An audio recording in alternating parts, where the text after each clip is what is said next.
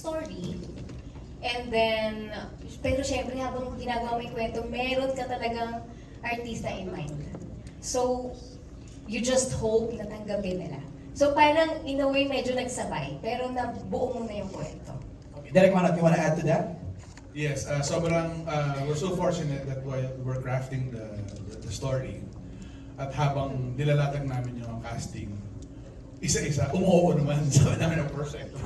So, Did you personally talk to Angelica and Sanjo? it was the group of Kwento please, how was that? Pitching the story to Z and Angelica. Kinakabahan kami kasi like what I said a while ago, di ba, gusto mo sana umuo sila kasi sila na yung napipicture mo. Ah, sila na! Sila na talaga yung napipicture namin habang ginagawa namin yung kwento.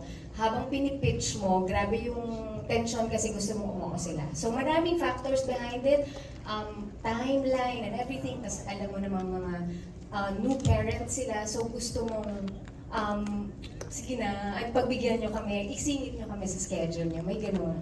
Pero, I think, siguro they fell in love with the story din. Tapos with the character. Right. Kasi yun agad yung sinasabi nila, ang ganda ng character, it's something new.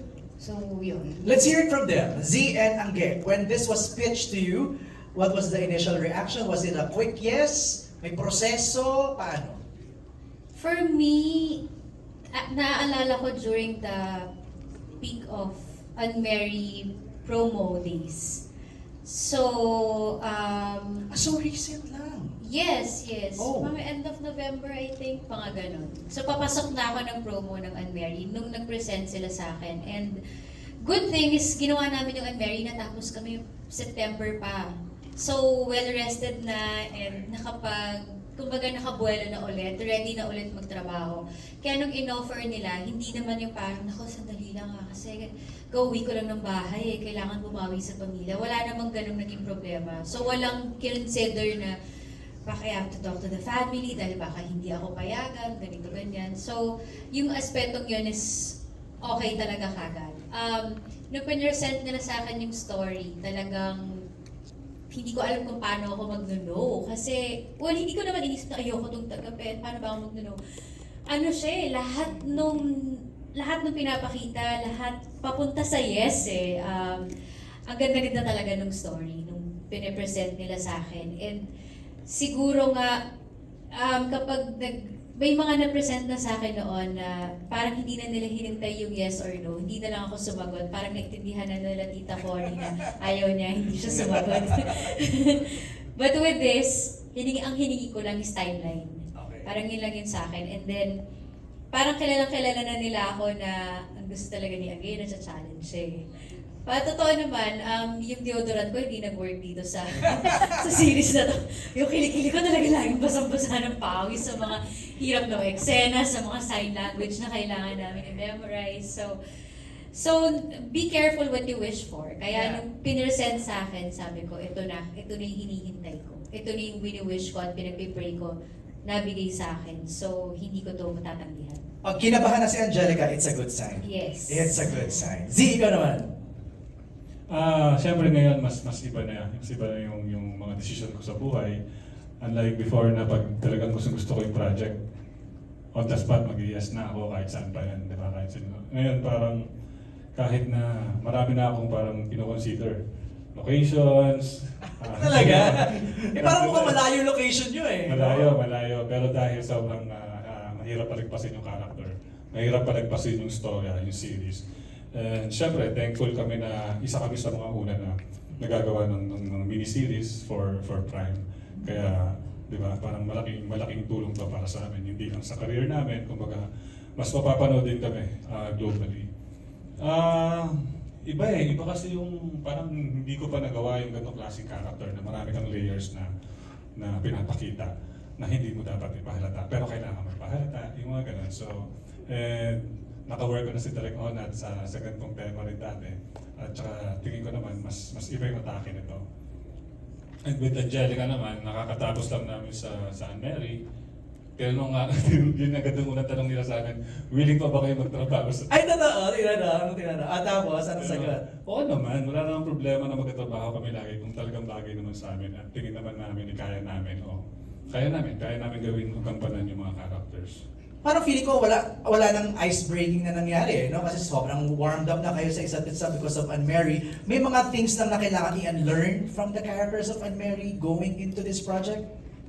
May in-learn ba tayo? Hindi. Ibang-iba siya eh. Layo niya talaga eh. Kaya hindi... And then siguro yung comfort level namin ni Z, masyado kami komportable sa isa't isa na hindi namin kailangan i-discuss kung ano yung magiging atake namin dito. Meron kaming tiwala meron akong tiwala sa understanding niya sa trabaho niya. Meron din siyang ganun sa akin. So hindi namin kailangan i-discuss yung mga atake levels kung paano mag-work yung dynamics namin. Isang tinginan lang, isang read lang ng lines, parang okay, nandun yung tono. No? And of course, with the help of Direk Ona, I don't think yung chemistry kailangan i-work bilang sa amin mag-asawa eh. Kasi habang papanoorin mo naman, may intindihan niya kung bakit. So, mas ang winork namin is yung individual characters lang. Yung chemistry with the whole family, yun yung importante. Kasi kailangan maramdaman ng audience na yung love for each other, di ba? Na parang mas mag-work yung mga yung tema ng palabas, mas mag-work yung mga fear. Right. Sa episode 1 Diba? parang nakikita na namin yung little nuances ng yung parang galaw ni Z, iba sa affection ni Angelica. So may mga gano'n na kami napapansin. Ayun, yun nga yung pinaka-inaalagaan namin every time gagawa kami ng scenes. Right. Lalo na with direct. Pag medyo may sumobra, o may nahalata, o may nakulang na mga emotions, na mga nuances, lagi naman kami nire-remind. So, Okay. yun yung importante, yun yung maganda. I'll go to KD. KD, how challenging was your role? Diba, no voice at all, it's just purely sign language and your eyes. For me, my dancing hobby just helped me a lot. Your dancing hobby, okay. And I'm also taking the FSL, who taught me how to sign language. How long did you have to learn sign languages? I think it's probably about 1 month. Wow, a month. Okay. And then, sa set, may kasama ka pa rin na nag-guide. Yes po. Okay. And how difficult, challenging was it acting with Angelica and Zanjo just using sign language? And with Mylene also? Well, I could probably say that, wow. This is my dream. Oh. Is this your first big acting break? Yes. Wow. How challenging, no, Tanya and Direk Onat, no? First big challenging break, yet no voice. Actually, when we were during the early stages of conceptualizing and writing the script, and before we brought in all the actors, ang pinakamalaking tanong talaga is, sana we find the right Eli.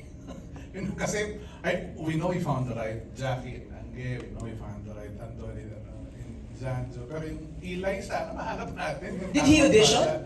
Yes, we auditioned a lot of Paano ang audition process? Merong scene na pinaread sa kanila, tapos sinuruan sila ng quick, of how to do the sign language. And they did it. So, maraming batang nag-audition. Wow. And KD was the best one. Congrats, KD!